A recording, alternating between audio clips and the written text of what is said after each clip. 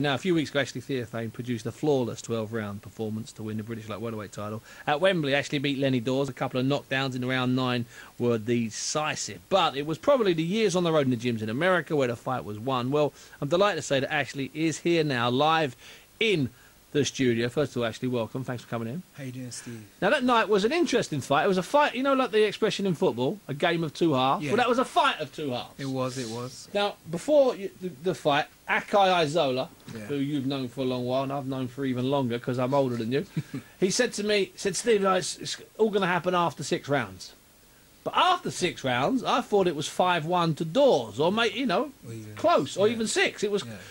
and then you did take it over. So was that Yeah. genuine the plan, Ash? It was the plan, because the plan was that I normally start slow and Lenny Dawes throws a lot of shots. So our thing, well, Don Charles was saying in the gym for 4 rounds, we're just going to keep banging his body, and it's going to slow him down. And I'm happy that it worked out, because if he could have kept going on, then I would have lost. But, you know, the tactics worked. Perfectly. Yeah. I mean, Lenny didn't seem to believe it himself, because you could slowly see from about round 6, but 7 definitely. You just started to take over and you started to throw better shots. Started to fight at my pace, and Yeah. like Lenny's known as a fitness freak, so Yeah. it was good that I outdone the fitness freak who's known as the fittest man in British boxing or whatever it is. Yeah, I mean, So, I thought the way you were going to win was by boxing clever, but not by doing what you did in the end, which is in the Yeah. end was dominated and Yeah. taking over, and then there was that double knockdown Yeah. in the 9th. yeah, Now, you had a couple of weeks holiday. You've been out to the Dominican Republic, if I'm Yeah. not mistaken. yeah. Managed to get your head burnt out there, brother. I can see the top of your head.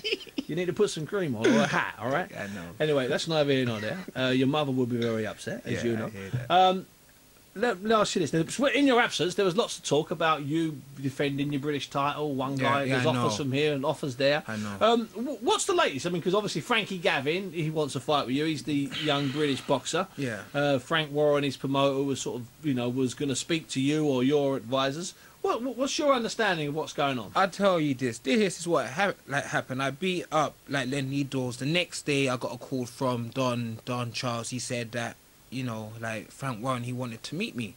So I met Frank on the Monday, because on the Tuesday I was flying out, and went up to Frank's offices, and because basically, like Mick Hennessy, he owns me as British champ. Yeah, of course. So Frank was like to vacate the title, then Frankie can have it, and then I would go the WBO route. So I wasn't offered a fight with.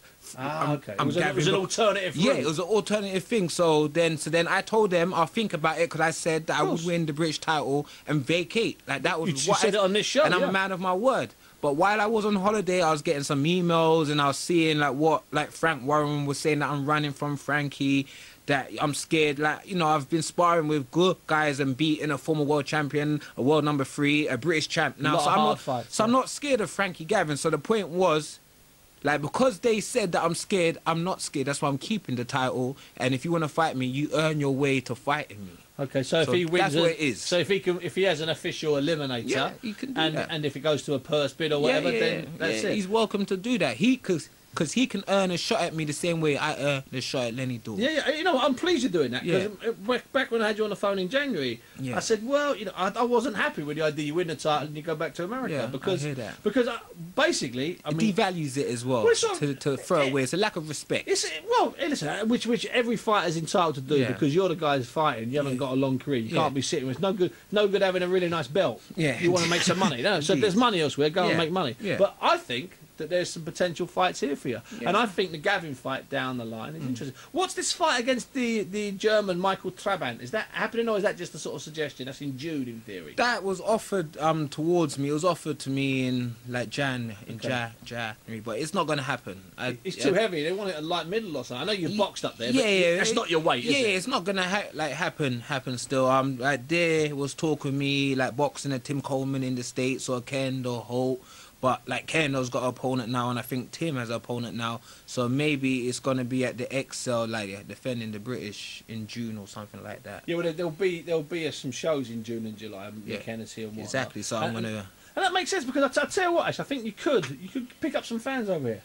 I could do, you know, the response You're was honest, good. you know, you're yeah, honest the and- response was good. It's nice. I've been boxing for a while, and a lot of British like boxing fans, they only see that I do the small hall shows, so they think, he's always boxing the journeyman. He's nothing special, and like whatever. But you know, this talent there, as you saw, you know. Listen, you it was you know, listen, Yeah. the first 6 rounds I was ready to turn Yeah, the mic off after 7 because you hadn't done anything. I could hear that. I could hear You know, that. you know, you haven't done anything. Then once you've done something, and then I got some criticism for saying that what was best, Lenny Dawes' survival or your attack. Well, you had him down twice. He was gone, and I to didn't survive finish. that round was brilliant. Yeah, it was. You know, that's I didn't finish that's it. not a criticism of your attacking Yeah. prowess. Yeah. That's a compliment of his survival prowess. Yeah, for real, for real. And like Lenny's a tough guy, you know. Is he? He's Of a course. tough guy. He's the ABA. Well, he was ABA champ. Same He's year been- as you were in the Yeah, championships. he's been like the British champion twice. He's beaten some good British boxers, so he's a good boxer. So what I done, and I was the underdog again. Massive underdog. I proved a lot of people wrong. Yeah. You know And what I'm it was that, and that's why I think that if you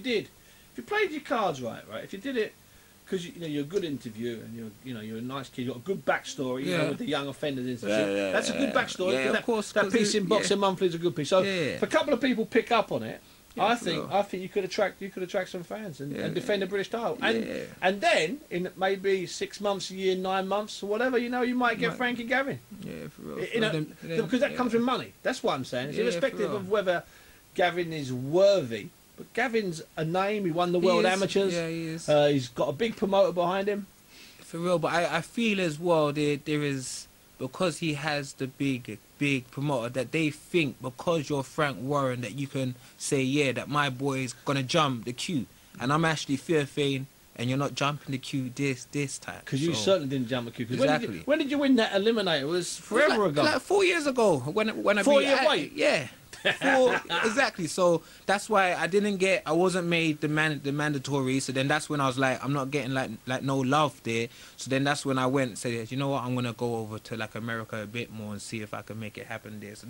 So that's why I went over there more, because I was forced out, because you know I didn't get my shot. So what's the plan now for you, Ash? Are you going to are you going to base yourself in London or base yourself in New York, or what are you going to do? Or I'll still a toe in each camp? Yeah. I'll still go back and forth, because when I'm in New York, I train with Harry Key and Jihad Abdul Aziz. That's a mouthful. So I train with them guys there. So the same of the kind of thing. I like the way I split the camp into 2 parts. There was 6 weeks here and 6 weeks there, you know, Sure. and I'm happy with that. And in an ideal world, I mean, it's one of those situations, and it goes back to that famous Don King expression. In boxing, you don't get what you deserve, you get what you negotiate. Yeah, You know, in theory, with a British title, you should be in the running for something down the line. You're a fight away from a world title. Yeah. But unless the people around you can negotiate it, you're going to find yourself Yeah. looking at world title fights What- rather than being in Well, them. I'll say this: my management, like Michael and Gina, have got, like, Michael noticed a lot of big fights. So he has.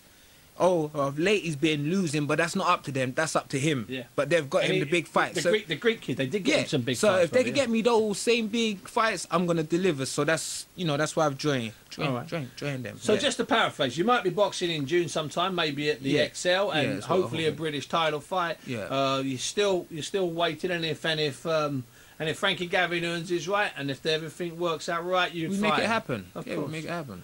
Well, Ash, listen, I've only given you 10 minutes. Hope It's you all don't good. feel like I've shortchanged you, bro. No, it's good. Well, it's better than the last time where I got 2. So it's Yeah, all I right. know. Listen, but you know what? I sometimes kick off other people on this show Yeah. quick as well. Yeah, no, you it's know, all good. I moved Roy Jones off this show in Yeah. only Oh, about yeah? 9 minutes, brother. Yeah, And alright. these people called me up afterwards and said, That's Steve, I upset. thought you were doing an hour. I said, no, the Yeah. show's an hour. Yeah, Roy's yeah, bit is yeah. 9 minutes, so trust me, son. No, it's all It's love. not, don't take it personally. You got I more than don't. Roy Jones. I'm happy with the 10 minutes. Actually, for your fame, listen. Nice to meet you. No, my pleasure, brother. Cool. Let's get you listen to Steve Bunce on BBC 94.9. It's the Boxing Hour. That was actually Theophane in the studio before.